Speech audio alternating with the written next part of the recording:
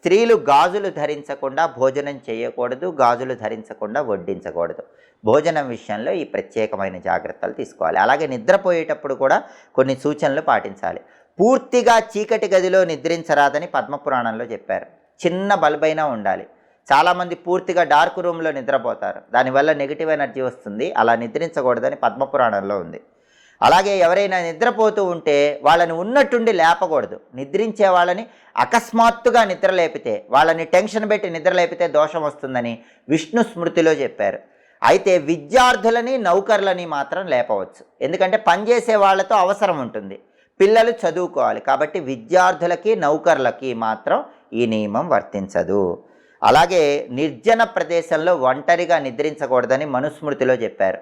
అంటే జనాలు ఎవరూ లేని చోట మీరు ఒక్కళ్ళే నిద్రపోకూడదని మనుస్మృతిలో చెప్పారు. అలాగే తడిపాదాలతో నిద్రించకూడదని అత్రి స్మృతిలో చెప్పారు.